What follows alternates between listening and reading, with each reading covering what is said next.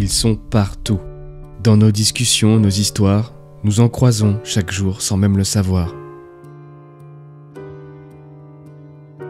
Ce sont des individus bien réels que nous ne pourrons jamais contempler de nos yeux.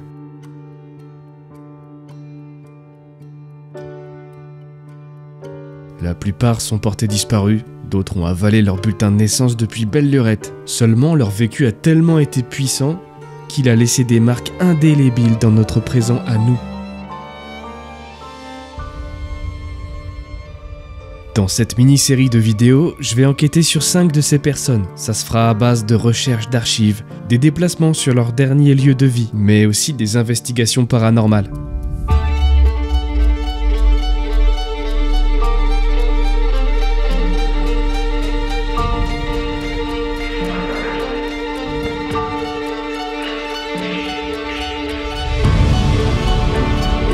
C'est une voix. Oui, c'est quelqu'un qui parle.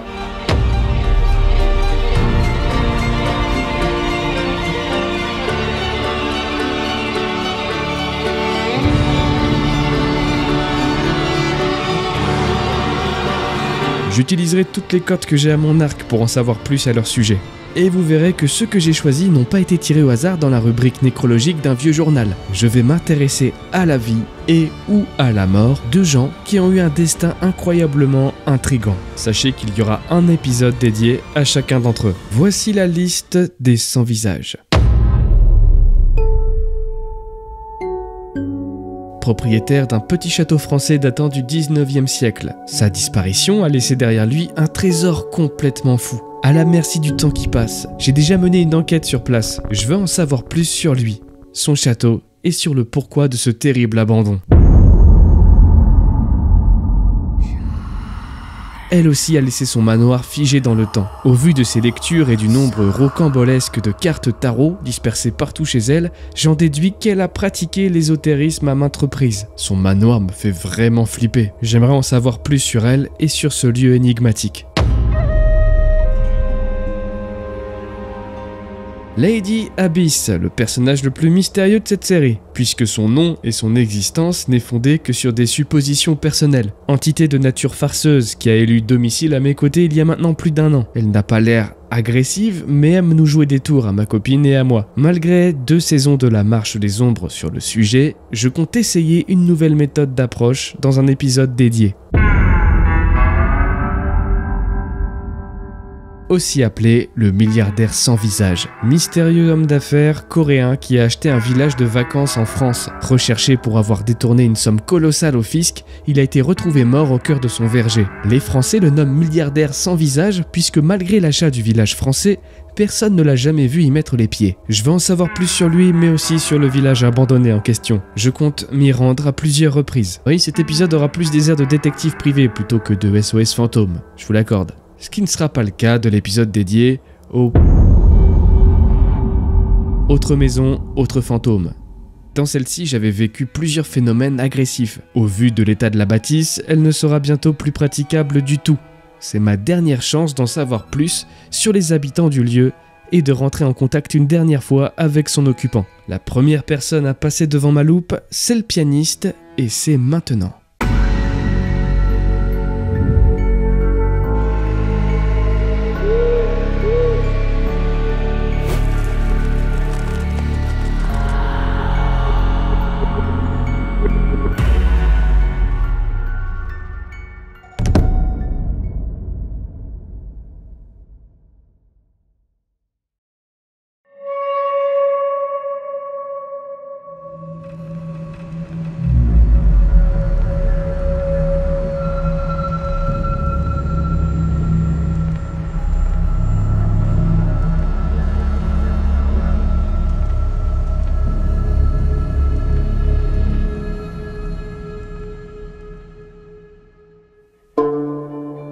Je crois que je me rappellerai toujours de la découverte de ce lieu parce que ça faisait des mois qu'aucun lieu nous ouvrait ses portes, c'était vraiment l'enfer. Et du coup, à chaque fois qu'on allait faire du repérage pour de potentielles nouvelles enquêtes, je commençais un petit peu à perdre espoir.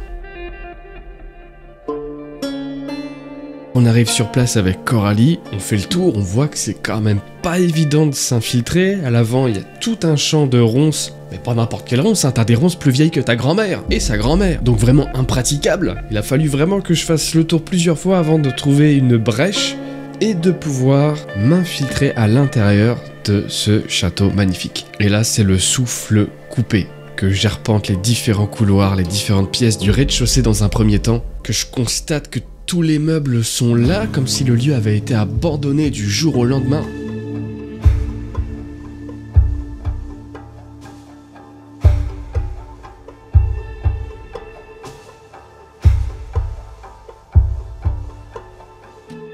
Je reviendrai quelques jours après, du coup, pour mener une enquête paranormale. Si vous n'avez pas vu l'enquête, elle est disponible sur internet, hein, sur YouTube. Elle se nomme Terreur à l'étage et elle porte très bien son nom.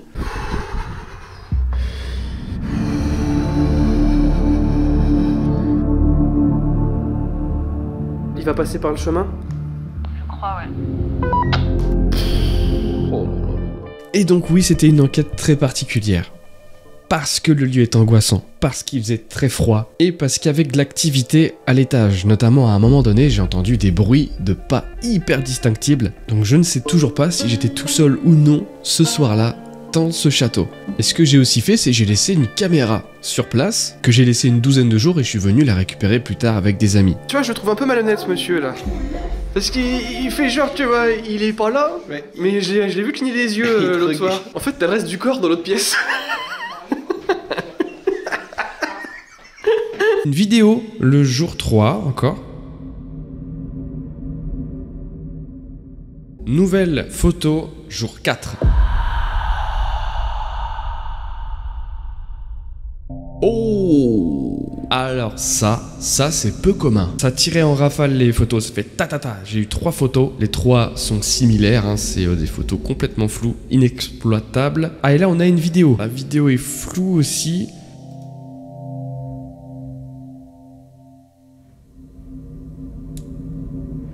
La vidéo, elle fait des trucs bizarres à un moment donné. Regardez, on a une sorte de changement de signal. Il y a une altération dans l'image qui est assez flagrante. Regardez bien, les grains changent à un moment donné.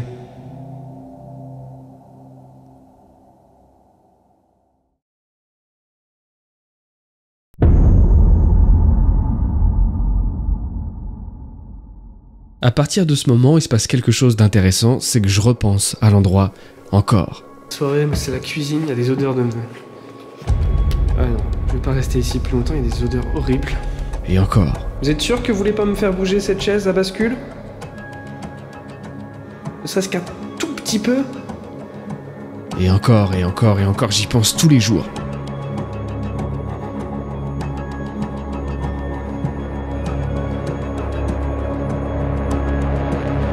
J'ai envie de retenter quelque chose là-bas, de consacrer toute une série de vidéos à cet endroit incroyable. Je décide donc d'y retourner une énième fois. Déjà en après-midi pour faire quelque chose que je n'ai pas eu l'occasion de faire jusque-là, c'est des plans d'illustration. Vous savez, ces jolis plans qui sont faits généralement à l'appareil photo, sur un Ronin stabilisateur. Voilà, moi j'ai le matos, mais j'ai jamais eu l'occasion encore de prendre le temps d'arpenter le château avec cet équipement-là. Donc là, je m'y rends dans l'après-midi pour ça. Et là, c'est la douche froide. En amenant la voiture devant le portail, je m'aperçois que le lieu est dorénavant surveillé et que l'accès a été totalement condamné. Mais quand je vous dis condamné, c'est condamné. Il y avait en réalité une brèche au niveau du portail et cette brèche-là a été plus que fortifiée, elle a été complètement soudée. Pareil pour la porte d'entrée.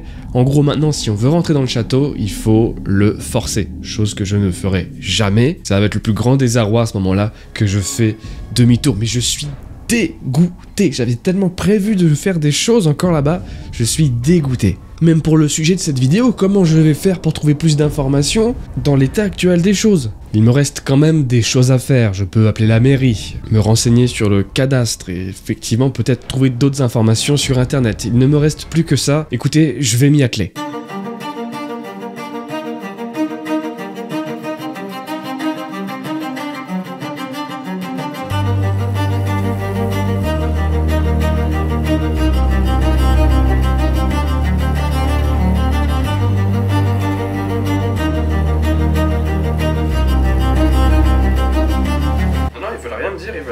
veulent rien me lâcher. Donc si t'as des infos supplémentaires, n'hésite pas. Bah t'as mon mail de toute façon. Ouais, moi c'est toujours la même adresse. Hein. Ça change pas. Alors, le seul contact que j'ai là actuellement, c'est un mec qui vend une carte postale du lieu de l'époque. C'est une piste. C'est une bonne piste même.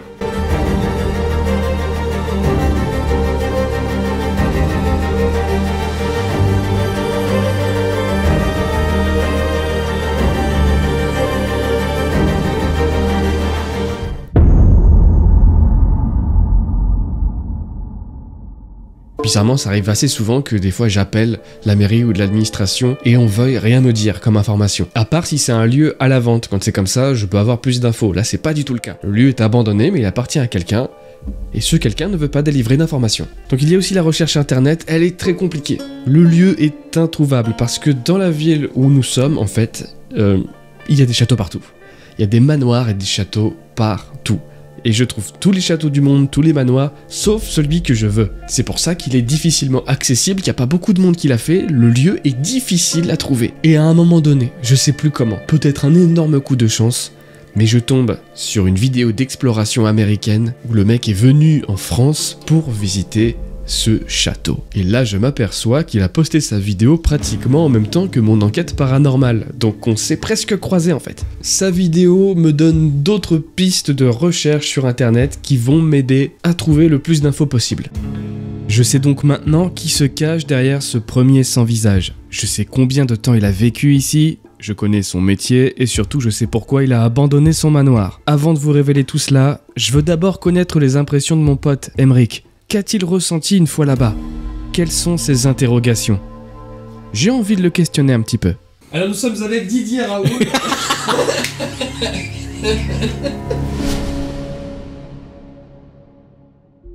Quand est-ce que ça a été abandonné? Pourquoi ils sont partis? Pourquoi c'est encore à l'abandon alors que c'est un très gros bâtiment? Alors, tu sens qu'il y a eu de la vie, tu vois. Qui en plus est encore surveillé. Oui. Je me dis pourquoi? Qu'est-ce qui s'est passé? Quelle est son histoire? Particulièrement à cause de ce qu'on a trouvé à l'intérieur, c'est-à-dire encore des outils neufs, donc ça veut dire qu'il y a un projet de éventuellement rénover, parce que quand je te dis neuf, c'est que quand j'ai vu les marteaux qui étaient sortis juste de l'emballage, qui n'ont jamais tapé sur un clou, et qui sont mis à l'étage, dans une chambre, tout au fond, c'est-à-dire qu'il y a quand même la volonté d'amener ça, oui, de traverser un lieu entier et d'amener ça ici, parce que si c'était juste pour stocker, à l'entrée par exemple, ça faisait très bien le taf, il y a la place, on sent qu'il y a quelque chose qui veut être fait. Très honnêtement, je pense que je pourrais te répondre seulement quand ça m'aura... Ouais, parce que là, je pourrais spéculer sur énormément de choses que je pourrais faire, et je suis presque sûr que je tomberai à côté de la plaque à chaque fois. Je suis sûr. Je pourrais tellement te dire, bah évidemment j'appelle les flics tout de suite parce que je vais pas aller trifouiller pour aller voir, ça c'est sûr. Mais si ça se trouve, je vais trifouiller. Petite fin, casse-dalle, je ne sais pas. C'est pas moi, monsieur. Non, fais exactement la même chose, mais en enregistrant.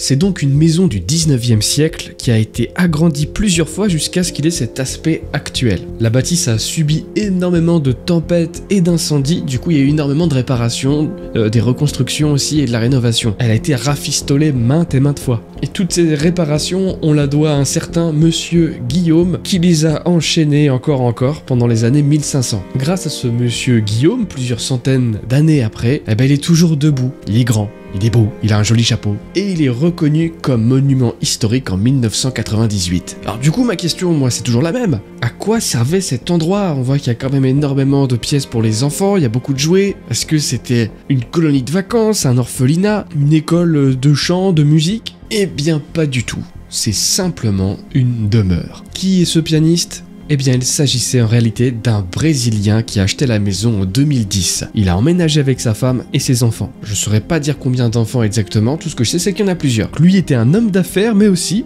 pianiste, effectivement, il donnait des cours directement à son château. Sa femme, quant à elle, semblait être danseuse, alors rien ne me dit si c'était professionnel ou simplement son activité extrascolaire, j'en sais rien. Les différentes revues qui jonchent le sol semblent témoigner d'une information capitale pour cette enquête. Certaines revues datent de 2020, c'est vachement récent. et on dirait pas vu la gueule du truc. Alors c'est vrai que quand on déambule, on s'aperçoit qu'il y a une volonté de rénovation. Il y a différents outils, différents matériaux qui traînent ici et là, il y a des cabines de douche pratiquement neuves un peu partout. Et malheureusement, ça n'a jamais pu aller à son terme. Or, cherchant un petit peu plus loin, on s'aperçoit qu'ils avaient prévu, eux, de rénover. Les finances ont été beaucoup trop élevées que prévu. C'est souvent comme ça dans ces cas-là. Ils ont donc dû abandonner le navire. Maintenant, la bonne nouvelle, c'est qu'il est enfin protégé, sécurisé et surveillé, que plus personne ne pourra venir l'abîmer. J'espère vraiment qu'ils vont réussir à le réhabiliter ou à le vendre à quelqu'un qui lui le pourra. Résultat de l'enquête, notre pianiste est un Brésilien. Rien n'indique qu'il soit décédé, il a juste quitté le navire tant qu'il était encore temps. Sa demeure est condamnée, mais n'est pas pour autant en vente.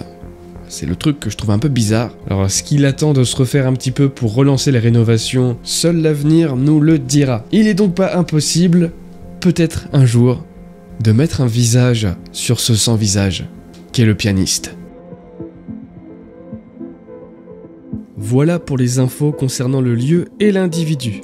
Mais une autre question est capitale. Est-ce que ce manoir est hanté ?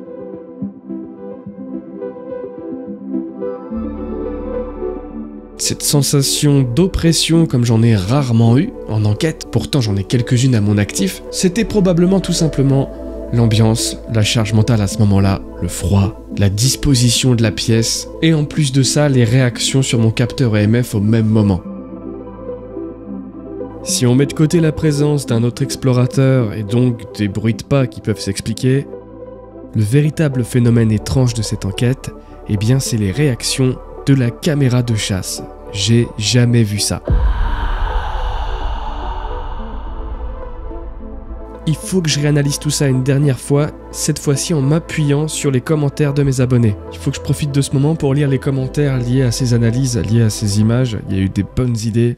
Déjà, moi, une première question que je me suis posée direct, c'est est-ce que la personne que j'ai entendue lors de mon enquête, au niveau de l'étage, pendant que j'étais au rez-de-chaussée, est-ce que c'était pas cet urbexeur américain du coup? Je me suis évidemment posé la question, normal.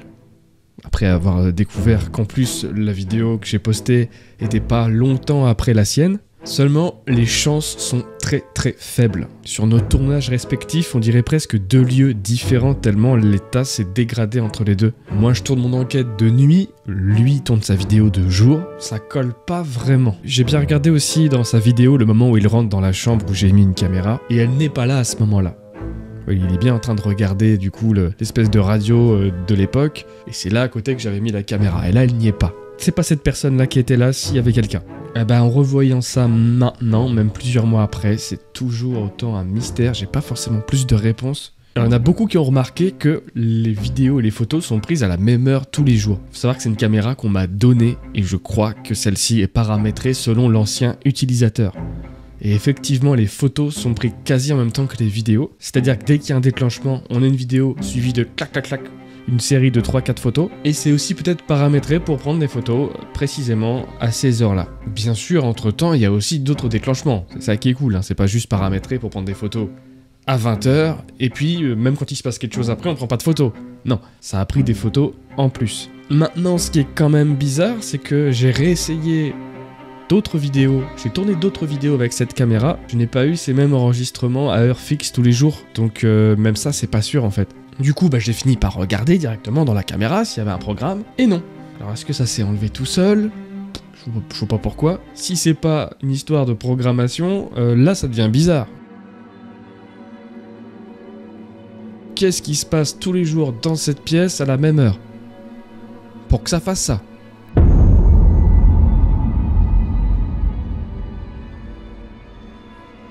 Alors il y a un moment donné où il y a un petit point blanc qui apparaît et disparaît très rapidement sur la droite. Rien à voir avec un orbe de poussière ou un insecte. Il s'agit en réalité de ma souris d'ordinateur qui passait furtivement pendant l'analyse de la vidéo, vu que j'enregistrais avec OBS.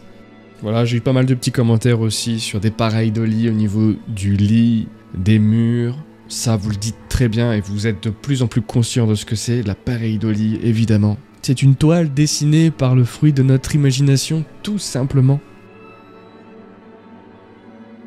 Et au-delà de ces tâches, et au-delà aussi de ces réactions à la même heure chaque jour, ce qui, moi, me paraît le plus dingue, c'est que la caméra a bougé. Et ça, j'ai toujours pas d'explication par rapport à ça. La caméra a bougé. Maintenant, ce que je sais, c'est que le lieu est fermé, condamné. Ça veut dire que le propriétaire du lieu s'occupe de son manoir. Donc peut-être même que c'était le propriétaire du lieu qui l'a bougé. Je sais pas trop quoi, qu'il a pas voulu la prendre. Je me rends compte que j'ai eu une chance incroyable de pouvoir la récupérer. Parce que quelques jours après, le lieu était fermé, quoi. Donc j'ai eu de la chance. La malchance, c'est que ça détruit mon projet de série, qui devait s'appeler à la base Les Deux Manoirs. Une série focus uniquement sur ce manoir-là et sur un deuxième manoir que vous allez voir dans cette vidéo. Donc dans cette vidéo complément d'enquête, je vous avais montré les vidéos capturées par la caméra de chasse, ainsi qu'une exploration avec les points de vue d'Emeric et Allison. Mais j'ai pas montré grand-chose de ma balade à moi à ce moment-là. Voici donc, avant de tourner la page une bonne fois pour toutes sur le pianiste, voici les derniers moments filmés dans ce château, juste avant sa fermeture, parce qu'il est possible qu'on ne voit plus jamais la moindre photo ni vidéo de ce lieu. Et d'ailleurs, c'est tout ce que je lui souhaite. Apprécions donc ces images-là. Oh mon petit champignon, tu as froid là? Non. Petit champignon. Ça. Ça enregistre le son aussi? Ouais, ça enregistre tout. Si j'avais su, j'aurais pris. Piano. Et si toi tu passes devant, tu la laisses pour qu'on voit où elle est? Ouais, je la prends pas tout de suite. Ok, super.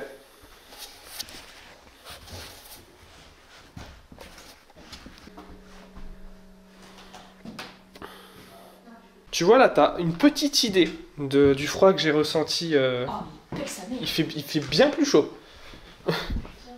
Ah, j'étais bien. Tiens, et regarde mon cœur. Là où je me suis, où j'ai failli me casser la figure là. En fait, j'ai mis le fauteuil ici là comme ça. Je me suis assis. Et regarde. Ça fait schrack. Ça va être la même?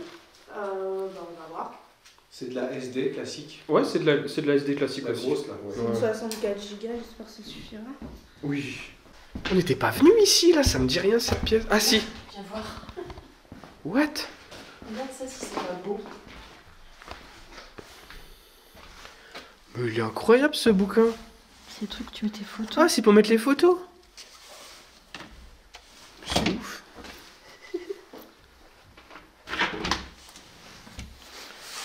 Non mais hé, j'ai passé des heures hein, dans ce lieu pourtant, et on découvre encore de nouvelles choses tout le temps. Ah ça c'est un truc de backgammon, je sais pas quoi là. Ah oui. Enfin c'est pas backgammon, c'est autre chose. C'est Matt Damon.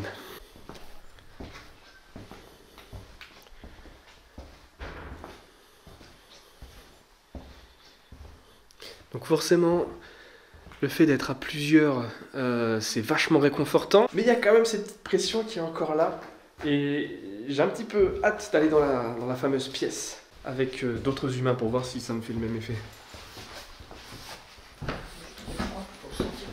Mais justement, quand t'as froid et que t'as un petit peu peur, bah ça multiplie un peu le truc. Bah, j'ai juste froid. Bah toi t'as juste froid, parce qu'après on me dit il fait juste froid là.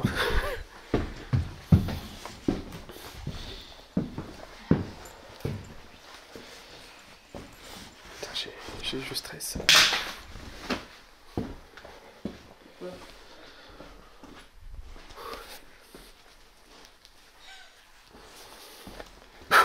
as vu le placard à bonbons là-bas?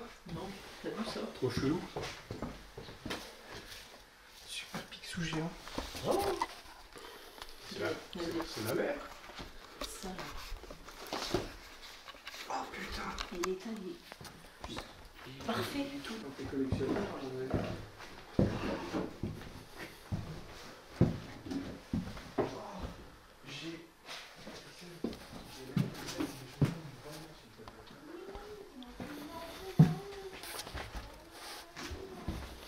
Ah, on n'est jamais venu ici là.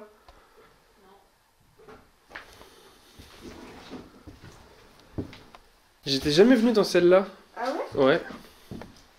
Tu n'avais pas fait la maison en entier? Eh ben, faut croire. Je croyais qu'il y avait juste des chiottes au fond du truc, bah non. Avec le nounours flippant. Ouais. Ah oui, je m'en serais rappelé de ça. C'est beau le lit. Hein. Grave. Je suis content parce que j'ai vu ma caméra.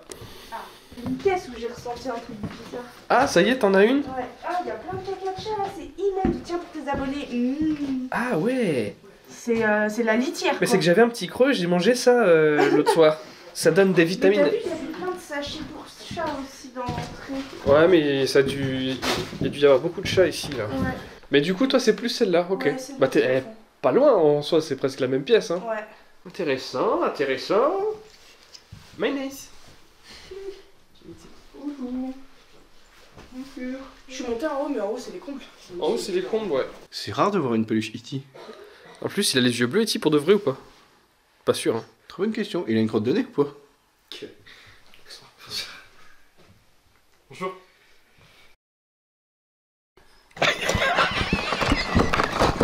Et là, tu le vois? Ah, mon plan, il est pas beau, mon plan, là. Bah, qu'est-ce que t'en penses de petit Urbex, là? Il est vraiment sympa. En fait, je crois que plus j'en fais avec toi, et plus j'aime en faire. c'est vrai, hein, tu prendrais vite goût. Ah bah, dans des lieux comme à ça... découvrir toutes ces choses, c'est incroyable. Par contre, ce que je comprends pas, c'est pourquoi ils s'obstinent à monter des bocaux là-haut. T'as vu ça? Laisse ça à la Dans cuisine. le... Il y a que de ça, Ouais, quoi. ouais. Mais je te dis, le mec qui vivait là, il devait avoir le syndrome de Diogène sur la fin. De toute façon, dès qu'il y a trop de bocaux sur des étagères comme ça me fait penser à American Horror Story. C'est Ouais, quelle c'est pièce, toi, mon c'est- cœur? Celle-là. Ça serait 7 pièces pour Emery, quoi. D'accord, on est en soi sur une mamelle. Hein. Fils, qu'est-ce qui se passe? T'as trouvé quelque chose? J'ai trouvé un nid de punaise.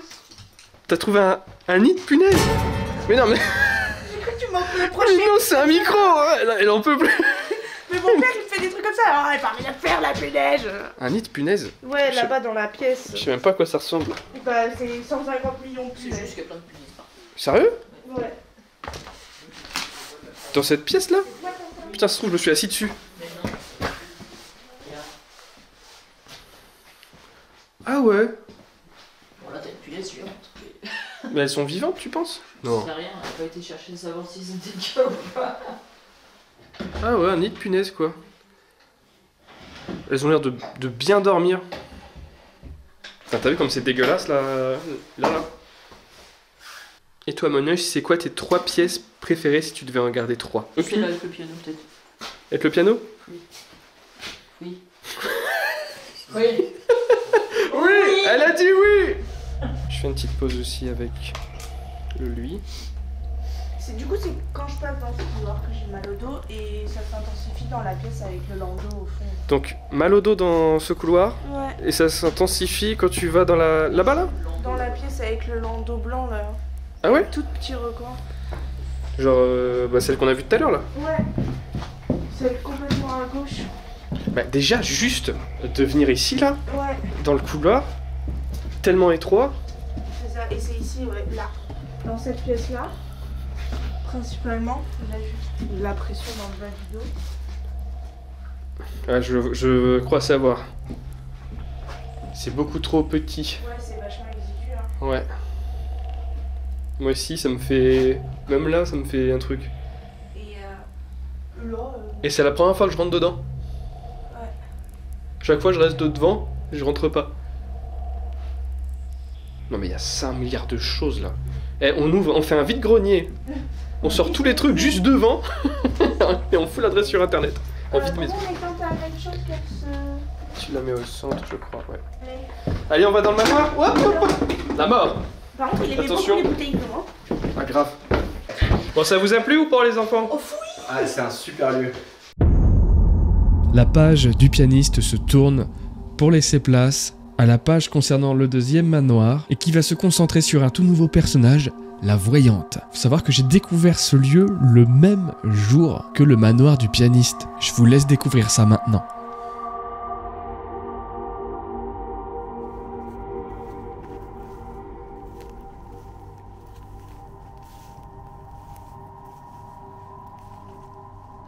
Bienvenue mesdames et messieurs dans un nouveau repérage d'enquête paranormale dans une ancienne villa. Une villa qui somme toute semble à l'abandon. Par contre je suis rentré dans la pièce, il y a un truc qui m'a fait trop peur. La pièce principale. Elle te plaît cette maison déjà toi? Ah oui, bah déjà j'aime bien l'extérieur. Ça y est, elle va déjà l'acheter. Elle va acheter toutes les maisons d'enquête. La salle à manger. C'est marrant qu'ils aient mis un putois comme ça à table.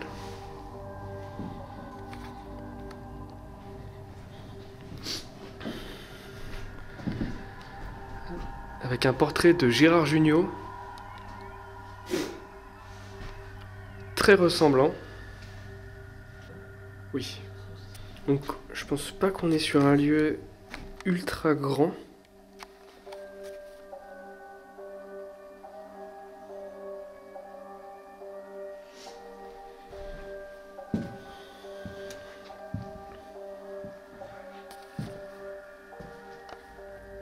Il y a quand même de quoi tenter quelque chose. Regardez-moi cette immense valise là. Ah, ça c'est un truc pour faire du cricket. Ah, t'assommes quelqu'un avec ça, hein? Je vais le garder comme arme. Ah, regarde. Tous les paquets de feuilles. Trop bien. T'as vraiment tout le truc pour faire du cricket. Regarde tous les- Ou du croquet, je sais plus. Oui, j'ai vu, ouais.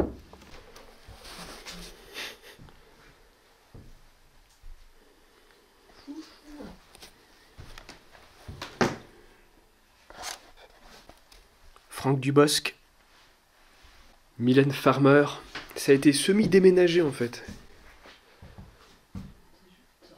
Il y a énormément de choses qui sont restées.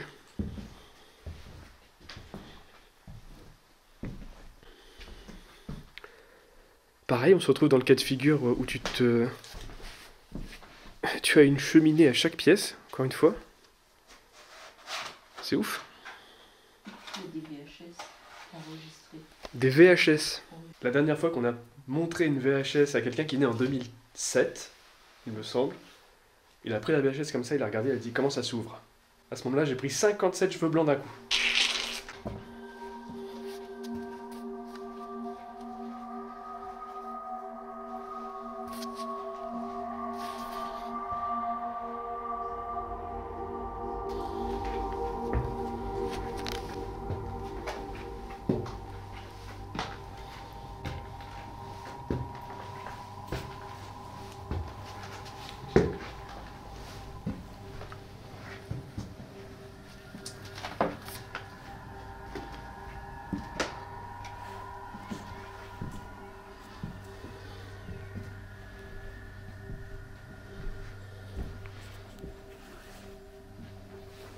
C'est pas très vieux, il y a des trucs de cigarettes électroniques.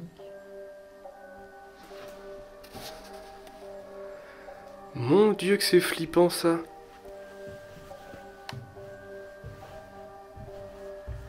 Terrible.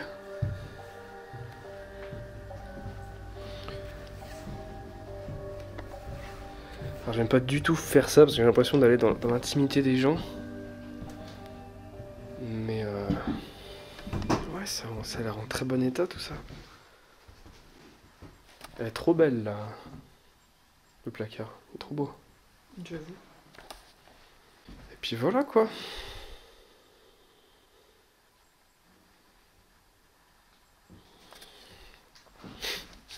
Marrant cette œuvre d'art là. On dirait un petit peu le style des marionnettes Guignol, mais de l'époque c'était des poupées, enfin des marionnettes terrifiantes je trouve. C'est dégueu spécial. Et c'est vrai qu'elle est. Comment je fais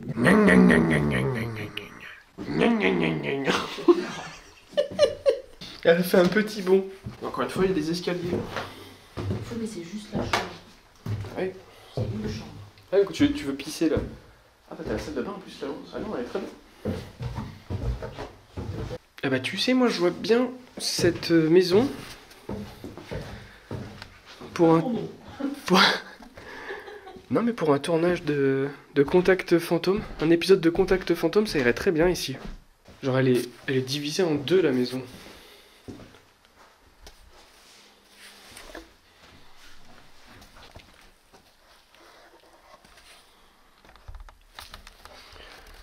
Ah, t'as la cuisine. Et là-bas, t'as une grande pièce là-bas encore. Ah, mais t'as des clés là, de l'autre côté. Bah là-bas. Parce que j'allais mettre la tête dedans.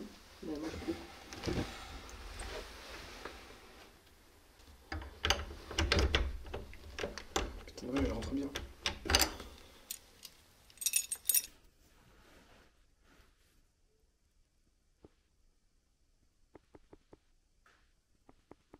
En tout cas, c'est un super repérage. On est dans la journée, c'est notre deuxième repérage qui nous ouvre les portes, ça fait vraiment du bien en ce début d'année. La maison est cool, j'avoue que j'ai moins de sensations d'oppression que sur la première maison, mais ça veut pas dire qu'il n'y aura pas de résultat. Ça arrive assez souvent que quand vient la nuit, les choses changent, les ressentiments changent et aussi ce qui se passe dans la maison change. Alors, je dis pas qu'il y a plus de fantômes la nuit que le jour, c'est pas ce que je dis. C'est peut-être la réceptivité à cela qui change. Ce qui change, c'est globalement du côté de l'enquêteur, en fait. Non mais bien cool. Bon, un peu frustré qu'on ait la moitié du manoir qui nous ferme un peu ses portes. On a essayé de chercher la clé pour ouvrir la porte, hein. Le but c'est pas de la forcer. On voit qu'il y a des gens qui sont venus, qui ont essayé de la forcer aussi. Qui ont essayé de forcer, mais genre vraiment. Et surtout fais comme chez toi, hein. Tandis que madame s'essaye à une ultime tentative pour ouvrir la porte de la cuisine, j'analyse la maison d'un peu plus près. Je me demande à qui appartenait cette immense baraque. Beaucoup de livres et de films semblent être en anglais, des revues, des factures aussi sont en anglais et les cartes de crédit ont l'air de venir aussi d'Angleterre. Sur les photos, une femme. Toujours la même. J'ai l'impression que c'est ou c'était la propriétaire de l'endroit. Si l'ambiance générale de l'exploration est relativement légère jusqu'à maintenant, cette succession de découvertes me rend de plus en plus perplexe face à l'endroit. Et ça ne va pas du tout s'arranger lorsque je vais trouver l'accès pour m'introduire dans l'autre partie de la villa. Nous allons découvrir une facette beaucoup plus sombre et mystérieuse.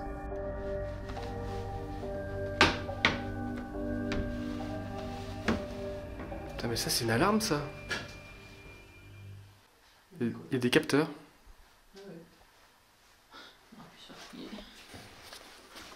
Donc c'est une alarme silencieuse et que les flics arrivent.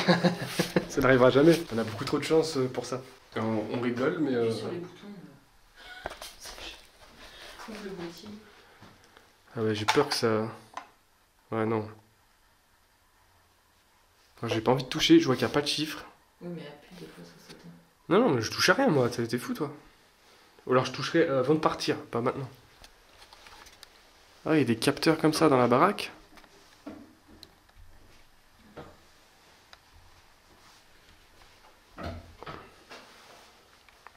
Ça sonne pas, mais t'as certains systèmes d'alarme où ça appelle directement les flics en fait. J'ai l'impression que la personne ou les personnes qui vivaient là étaient très basées sur l'ésotérisme, les cartes, le tarot. Du coup, on est sur une maison où ça a beaucoup joué sur les énergies. J'ai l'impression, plus on est en train de fouiller la baraque, et plus on se rend compte que c'est très sujet à l'ésotérisme. Mais dans un mood très optimiste, très positif. Tu loges dedans? Ça pourrait être ton appartement? Regarde dans la cheminée s'il n'y a pas 300$ comme dans Red Dead Redemption là. Ouais bien bon dimanche Gérard, on se retrouve ce soir ou demain.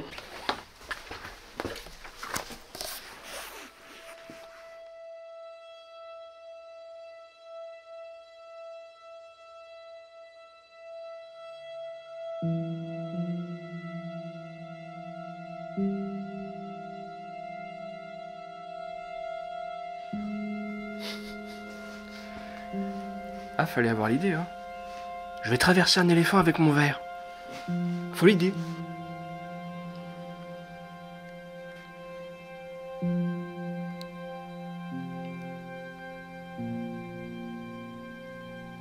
Bah après, il faisait de la taxidermie, hein, j'ai l'impression aussi. Hein. Oh là là là là.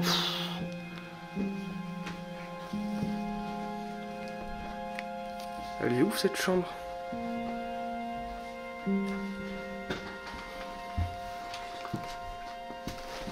C'est étrange. C'est compliqué hein, ici de ne pas filmer des informations. Il y a des trucs chelous là, regarde, il y a de l'encens, du tarot et des os. Sur le plumard, ils ont fait ça.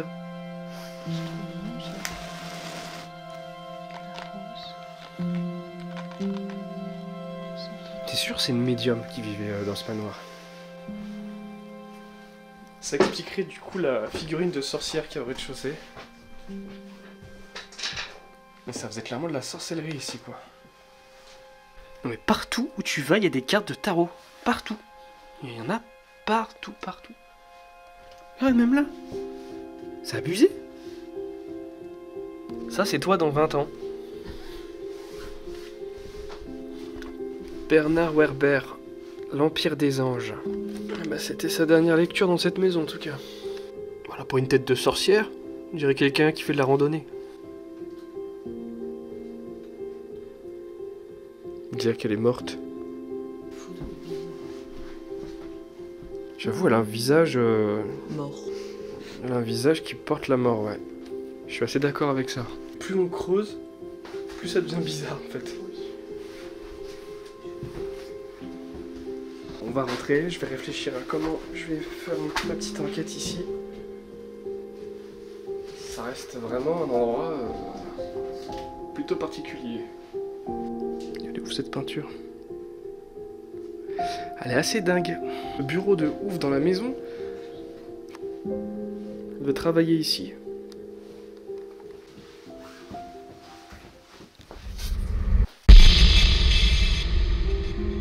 Après le pianiste, c'est maintenant la voyante qui rentre en jeu. Qui était-elle? Pourquoi a-t-elle laissé sa villa aux mains des ronces dévoreuses? Est-elle toujours en vie? Quelle sorte d'énergie hante sa demeure? Je ne le sais pas encore, mais je vais vivre une soirée d'enquête absolument monstrueuse, m'obligeant même à stopper le tournage et faisant presque passer le manoir du pianiste pour Disneyland.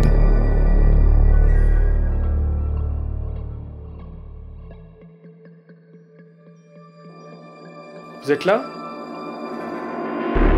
Ah! Tu peux me refaire ce que tu as fait, s'il te plaît?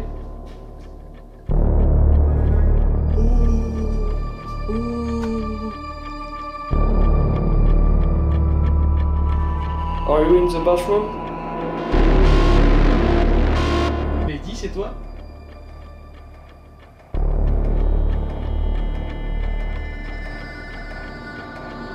Mon enquête paranormale chez la voyante, c'est dans le 2e épisode des Sans Visages.